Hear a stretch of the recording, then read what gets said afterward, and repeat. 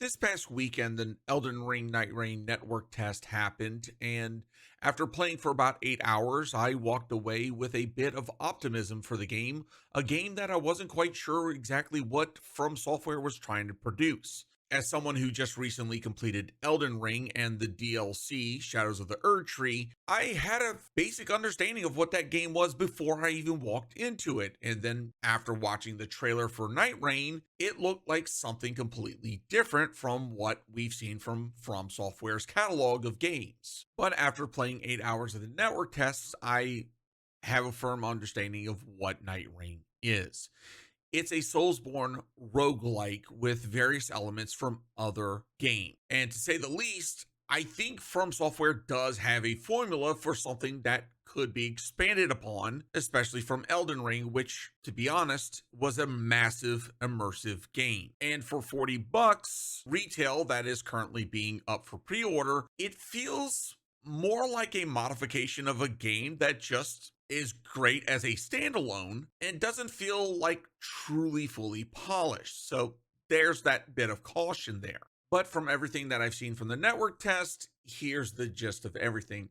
So first off, you will be starting off in the round hold. It looks like some time has passed from the events from Elden Ring to what it is now. You will be able to select artifacts for your characters. We'll get more into that later, as well as to be able to select the other characters that you could potentially play as. There is an outside area that you can use for practice of moves and get a familiarity with the characters, but that's about it. Now, matchmaking didn't take fairly long, and then from there, the cycles begin. Now, you start off on day one. During the network test, you were always dropped off into this one location, and from there, you kind of had some options as far as where you could go. You had an easier path, you had some more difficult mobs off to the side, and then from there, it was basically, do you work as a team? Do you split up? You all start off as level one, of course. You have to kill mobs, just like in Elden Ring, to level up. You go to the Sites of Grace. When it comes to leveling up, it is a static level up. You're not slotting in particular points, customizing things. It is just point blank, go up, interact with the Site of Grace, level up, onward you go. That's pretty much their purpose. Now, when it comes to bosses, though, bosses will give you a good chunk of XP, but they also will drop dormant power, which will have additional weapons or even passives that will grant stats, bonuses, etc. And for a lot of your weapons, they will have additional skills. Even some will have spells that will go along with it, and that's where the bulk of what your customization is going to be from. Now, for the entirety of the day cycle, your purpose is running around, killing as many bosses as possible, interact with as much dormant power to buff up your character to the point where your level is up higher, as well as many passives as possible that will give you a better chance of defeating the boss. Speaking of boss, the circle will start to shrink at the beginning of the cycle and will eventually shrink. Now, you are, for the most part, able to survive. In the network test, we were able to survive outside the circle for quite an extensive amount of time, provided you have enough flasks. And I think this is something that definitely From Software needs to look at addressing. I think there should be a little bit of a harsher penalty. Now, when it came to the boss fights, there was definitely a challenge there. For the most part, I always seem to get the demi-human queen and the demi-human swordsman. This was an interesting fight to say the least, but sometimes our teammates had no problems. Sometimes it was definitely a challenge. But upon successful completion, we were able to get more passives as well as level up and then prepare for day two cycle. And from there is pretty much rinse and repeat of what we did on day one, with the exception that anything that we killed previously will not respawn. We have to go find new bosses, new fights. And just like on day one, that's what day two will consist of: fights, running, fights, staying out of the circle, getting to the boss, and then hoping and praying that you and your teammates are strong enough, skilled enough in order to beat the bosses. And should you be successful in eliminating the day two boss, you will then go to the day three cycle, in which you will then face the final boss of the expedition. Now, speaking of expeditions real quick, this definitely gives the feel of Monster Hunter, where you're able to select the boss that you're going for. Not quite sure if this is what From Software is going for, that you're going to be able to select the end boss for specific loot targeting. I think that that would be a cool idea, but at the same time would definitely change up the flavor, and definitely you could put different bosses on different maps. I think that would be a cool idea, but not quite sure if that's what From Software is going for.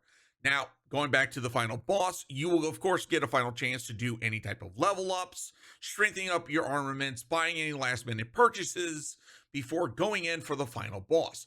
Now, in the network test, we had Gladius, Beast of Night, but on the expedition, it was showing Tricephalus as the boss. So there's clearly a bit of miscommunication there. But for the boss fight itself, it definitely was challenging. It definitely kept us on our toes. A lot of dodging, a lot of mechanics that we had to evade. But once again, if successful, you walked away with pretty decent loot, relics that would give you passives. Now, if you failed at any point during this whole expedition, the relics you would receive would of course be of lesser quality. They wouldn't have as many passives, but upon a full completion, you would see relics with either 2 to 3 passives on each one. Now, when it comes to the relics, it's quite simple. Basically, each character has only 3 slots for relics, and they are color coded. So like for Guardian, I was only able to equip 2 red, 1 yellow. And with this, after doing several attempts, getting several relics, I was able to actually come away with some significantly nice passives that did really well for the build and gameplay and style that I enjoyed. And this is where I have a little bit of concern, is the replayability of this.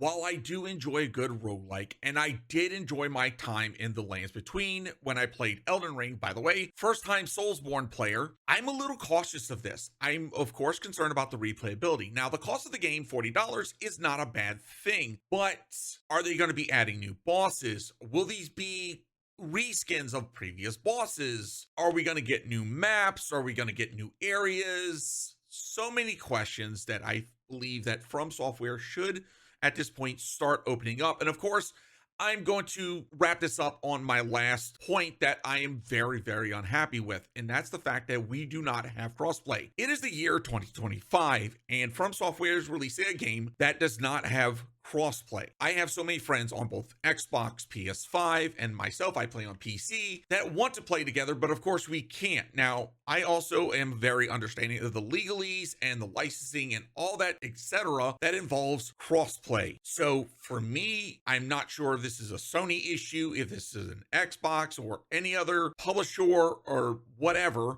causing problems for From Software, or if this is a limitation on From Software themselves. I would hope at some point that they would look at expanding and getting crossplay into this game, because it would then bring new life into the game. Now, I am also happy to hear that they are listening to feedback, that they are opening up the ability for friends to join.